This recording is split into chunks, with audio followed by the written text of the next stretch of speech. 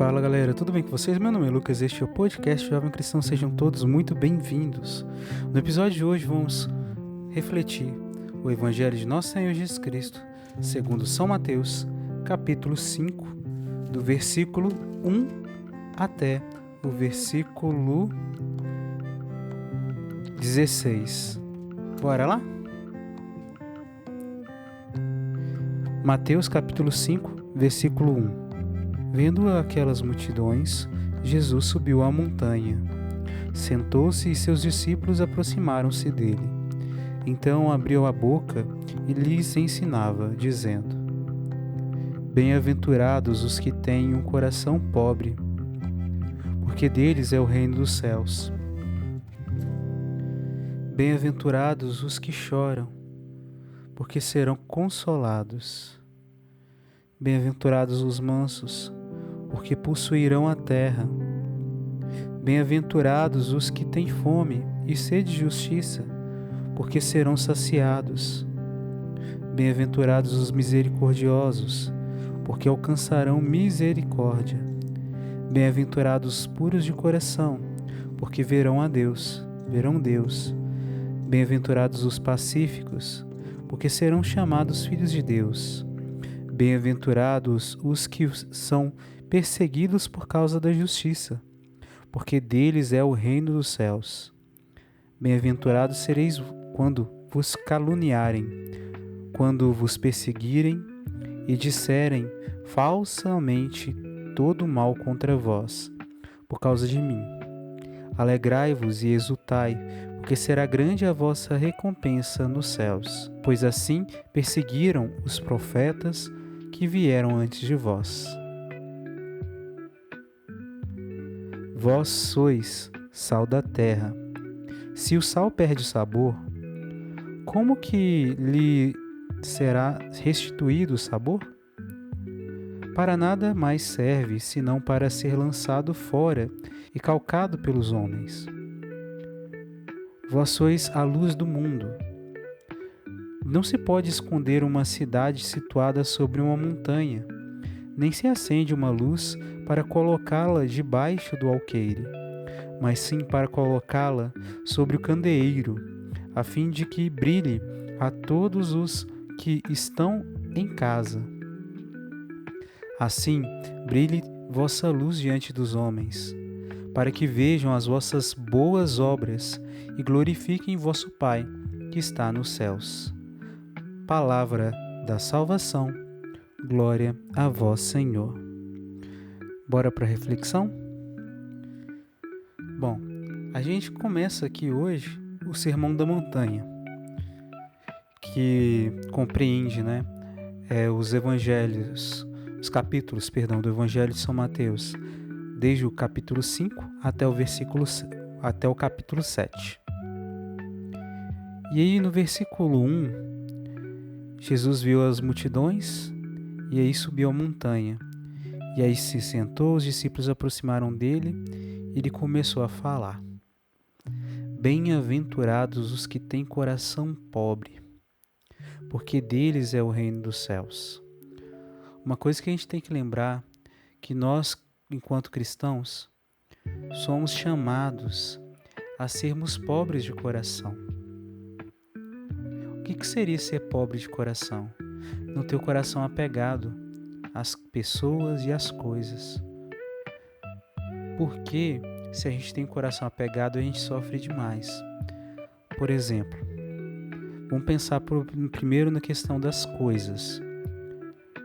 Quando a gente tem, por exemplo, um carro ou uma casa que a gente deu tanto trabalho para construir, e aí acontece algum desastre, seja por ordem de climática, às vezes choveu muito forte, a casa foi derrubada, o carro foi carregado pela enchente, ou até mesmo por ação humana, a gente bateu o carro deu perda total, a gente acabou, perdendo o trabalho que a gente tinha, Às vezes a gente perdeu os nossos bens materiais, uma televisão que queimou, um celular que estragou. E aí a gente consegue ver quanto que a gente está apegado no nosso coração. Uma coisa é certa, a gente valoriza aquilo que a gente teve trabalho para conseguir conquistar. Mas se a gente coloca a perda disso acima de todas as outras situações, a gente corre risco de estar vivendo, né, a desordem no nosso coração. Santo Inácio de Loyola dizia que a gente tem que ordenar o nosso coração, as paixões do nosso coração, e ordenar os nossos amores. E o que seria isso? A gente entende que tem que amar a Deus de todo o coração, acima de tudo, né? Certo? Mas quando eu coloco uma pessoa, um objeto ou um trabalho no lugar de Deus, eu descumpro isso. Quer dizer que meu coração está desordenado. Às vezes o meu coração, a gente pode dizer que a gente está com o coração cheio, rico. Às vezes é rico de apego. Porque muito a gente pode entender, às vezes, como riqueza também. E isso que é o problema. Nesse apego, a gente pode cair no pecado. Não sei se vocês conseguem lembrar. A gente estava falando sobre, no capítulo 4, né? Quando estava falando sobre as tentações no deserto, né? E a gente comentou sobre aquilo que Santo Antônio, ele falou sobre essa passagem. Ele disse sobre a tentação de se sentir como Deus. Ele comentou lá no livro do Gênesis, né? A gente lembra disso. E que no livro do Gênesis falaram que assim, você vai ser como Deus, né? E aí acabou que no final das contas, né? Adão e Eva acabaram fazendo isso, caíram no pecado. Jesus foi tentado para ter todas as terras, tudo, todas as riquezas, toda a glória do mundo. Se Jesus o adorasse. E aí Jesus ele falou, só a Deus, adorarás só ao Senhor, teu Deus, e só a Ele servirá. A gente tem que lembrar aqui que nisso também consta a questão do apego. Às vezes em nosso coração tem tanto desejo, ambição de ter todo mundo, mas de que adianta ter o mundo todo se a gente perde a nossa vida, a nossa alma?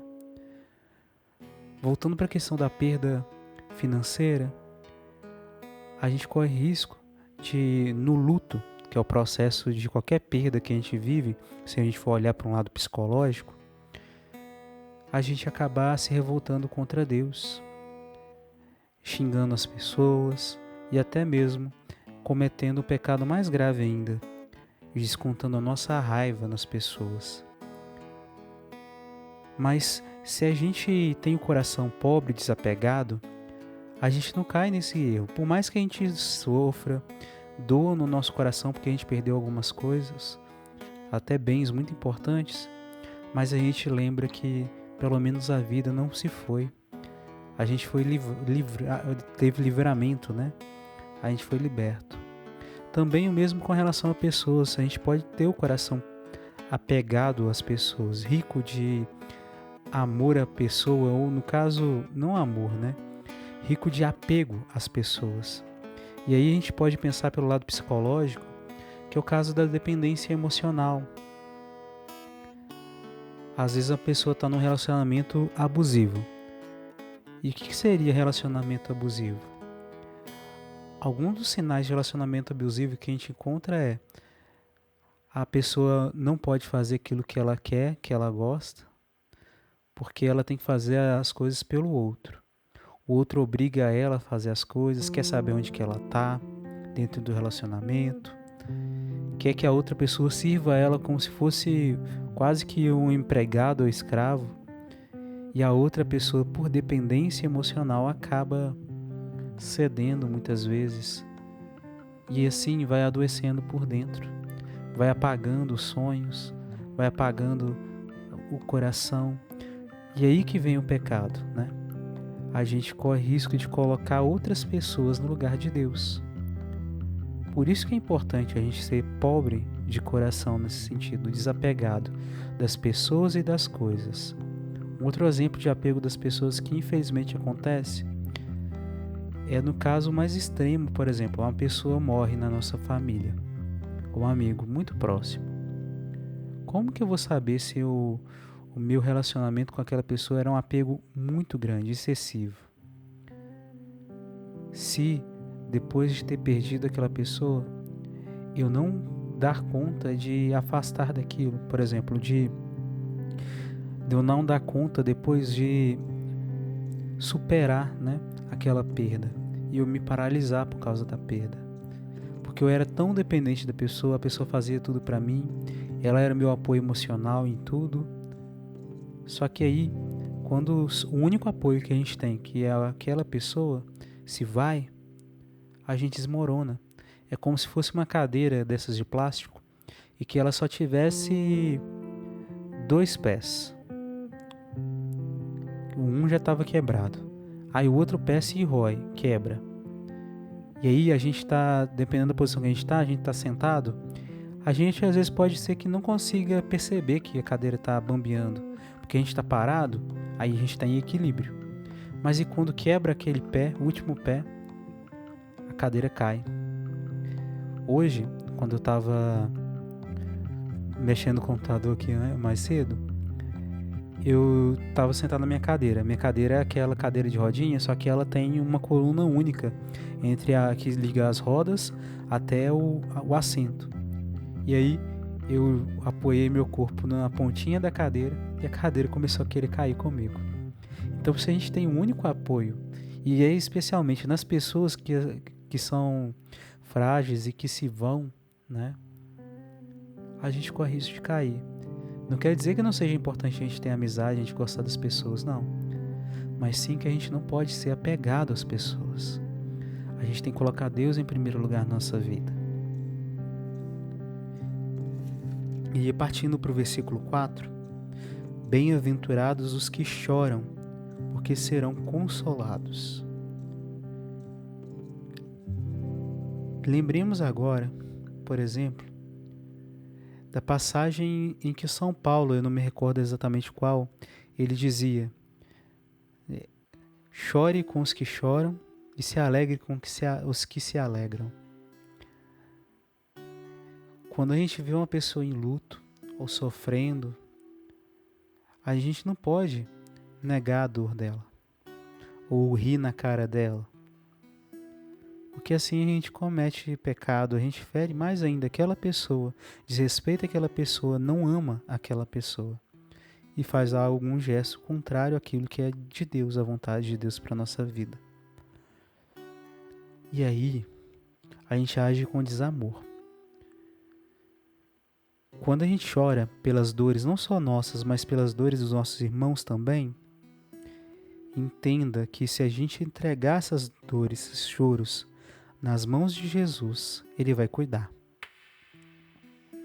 Vou dar um exemplo muito pequenininho, mas que dependendo da pessoa pode ser que tenha um valor muito grande. Quando eu tive um término, eu cheguei até a gravar um episódio do nosso podcast, foi até sobre isso, sobre término de relacionamento. E aí eu falei assim que na época tinha terminado um relacionamento. E aí, em vez de eu chorar sozinho, eu comecei a entregar meu choro para Deus. E eu fui percebendo que com o passar do tempo, o luto que eu tive do fim do relacionamento foi se passando, eu fui conseguindo superar, colocando tudo nas mãos de Deus e pedindo para Deus me curar. E aí eu agia cuidando, né, tanto do lado psicológico quanto do lado espiritual, confiando tudo nas mãos de Deus e fazendo todo o processo, né, terapêutico para poder ficar melhor. E aí, é isso. Entenda, se as suas lágrimas você entregar para Jesus, pode ter certeza que Ele vai te dar o consolo. Bem-aventurados os mansos, porque possuirão a terra. Como que a mansidão possui a terra? Se a gente for calmo, lutar para não ser nervoso, estourado com as outras pessoas, e a gente for pacífico, né? Ou seja, quando vêm os problemas, as dificuldades, a gente vai, não tenta, não se rebela fácil, mas a gente reza, entrega nas mãos de Deus, medita. Quando tem uma dificuldade, se algo que a gente não tem como contornar ou evitar, se a gente com amor, assim como Jesus fez com amor, ele depois do Horto das Oliveiras, quando ele pediu, né, para Deus, Pai, se for da tua vontade, afasta de mim esse cálice, mas não faça segundo a minha vontade, mas a vossa. Jesus, ele foi como um cordeiro manso, que se entregou ao matadouro, né? Ele se entregou por nós. E em nenhum momento ele reclamou, blasfemou, mas sim pedia perdão a Deus por aquelas pessoas que estavam xingando ele, batendo nele, fazendo com que ele fosse crucificado. E aí, Jesus, depois desse ato de mansidão, ele superou e triunfou com a ressurreição. A gente vai possuir a terra, mas não está dizendo só dessa terra aqui, mas está falando da terra do céu, né? Bem-aventurados os que têm fome e sede de justiça, porque serão saciados. Quando que a gente tem fome e sede de justiça? Quando eu vejo a dificuldade dos meus irmãos e eu luto para que eles vençam. E aqui eu vou dar 2 exemplos que a gente tem que tomar muito cuidado para a gente não ir contra. A gente entende que a gente não pode matar. Não matarás. Isso é um dos 10 mandamentos. Se eu apoio a pena de morte, creia que estou sendo contrário, a gente está sendo contrário a este mandamento, não matarás. Ao mesmo tempo, se eu apoio o aborto, eu também estou sendo contrário a esse mandamento, porque eu mato indiretamente as pessoas. Mato fisicamente, com as minhas palavras, seja pelo ódio, ou também mato por apoiar pessoas que acabam apoiando essas pautas, tanto do aborto, quanto de condenar à morte as pessoas que cometem crimes. Porque Jesus mesmo ele disse que não era o certo, a lei antiga, olho por olho, dente por dente. Se alguém mata, é condenado à morte. Mas sim, rezar e amar. Ele dizia quanto a gente, né? Se alguém persegue a gente, se alguém mata a gente, machuca a gente, se alguém prende a gente, persegue a gente tem que rezar e amar. A mesma coisa acontece com relação a essas pessoas que cometem esses crimes, principalmente hediondos. A gente tem que rezar e amar. Eles precisam ser punidos? Sim, precisam de cadeia, certo? Mas a gente tem que rezar pela ressocialização deles. Ainda que eles possuam até um laudo médico, psicológico, que diga que seja impossível eles mudarem. Mas lembremos que para Deus nada é impossível. Quando a gente tem sede e fome de justiça, a gente é saciado. A gente tem que lutar pelos mais pobres, lutar pelos mais fracos. A gente tem que lutar por todos aqueles que são injustiçados. E entendemos que a gente vai conseguir ser saciado. Bem-aventurados os misericordiosos, porque alcançarão misericórdia. Quando a gente reza o Pai Nosso, a gente pede: perdoai as nossas ofensas, assim como nós perdoamos a quem nos tem ofendido. Ou seja, a gente vai ser perdoado da medida que a gente perdoar. Se a gente é misericordioso, a gente perdoa as outras pessoas e age com misericórdia da mesma forma que Deus agiu de misericórdia com a gente, morrendo na cruz para nos salvar, Jesus Cristo morrendo na cruz para nos salvar, somos convidados também a sermos assim como Jesus o foi. Bem-aventurados os puros de coração, porque verão a Deus. A pureza é lutar para que não tenha o pecado no nosso coração.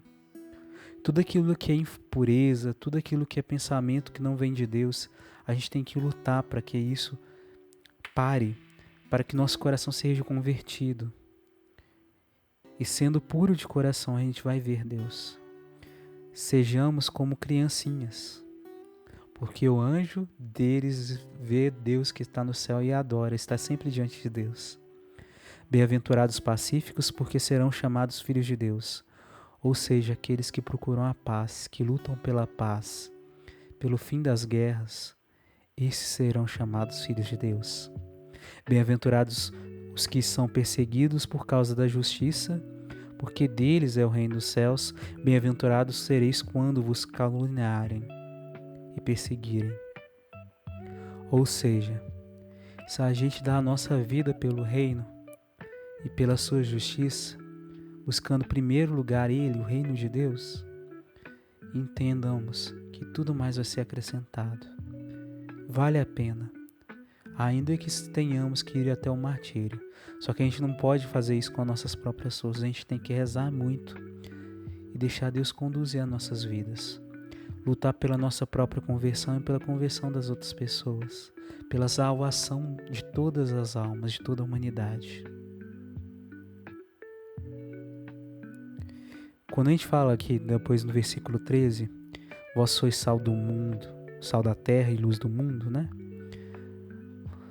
E se o sal perde o sabor, não tem como restituir o sabor dele. Pensemos assim, o sabor para nossa alma é a ação do Espírito Santo. É deixar que o amor de Deus conduza nossas vidas. Se falta esse amor, não adianta de nada. Por exemplo, se eu procurar rezar sem amor a Deus, eu só vou dizer palavras e a oração vai se tornar tão difícil e tão dura, tão dolorosa, e pode ser que não tenha nem proveito. Agora, se eu fizer a minha oração por amor a Deus, dirigindo-me a Deus, essa oração é uma oração verdadeira. Ela tem o sabor, que é o amor de Deus, o amor por Deus. E a mesma forma também as nossas ações com relação às outras pessoas. Se a gente tiver uma fé sem obras, não adianta nada. Mas se a gente tiver uma obra sem fé, também não adianta. Vai ser um ativismo. Mas se a gente não agir por amor ao outro e não agir por amor próprio, tipo a si mesmo, a gente verdadeiramente vai estar fazendo aquilo que Deus quer. Nós somos luz do mundo. Ou seja, toda luz, toda oração que a gente fez pedindo Deus para iluminar, toda ação do Espírito Santo na nossa vida, toda vez que a gente clamou a ajuda de Deus, a gente tem que doar isso para os outros. É como é o nosso coração acendendo com a luz do Espírito Santo, como essa vela que não pode ser colocada debaixo da mesa, mas tem que ser colocada acima. Ou seja, tudo aquilo que a gente recebeu de Deus, tudo aquilo que a gente aprendeu com Jesus Cristo, a gente tem que levar para as outras pessoas. Porque disse assim Jesus, né? Assim brilhe vossa luz diante dos homens, para que vejam as vossas boas obras e glorifiquem vosso Pai que está no céu. Ou seja, toda luta que a gente fizer para fazer as boas obras por ação do Espírito Santo em nossos corações, vai glorificar a Deus. As pessoas vão ver na gente o próprio Jesus. A gente verdadeiramente vai ser reconhecido como verdadeiros cristãos, ou seja, outros cristos. E era essa a mensagem de hoje. Se você me ouviu até agora, agradecemos muito a sua companhia e que Deus abençoe muito todos vocês. A gente se fala no próximo episódio. Até mais.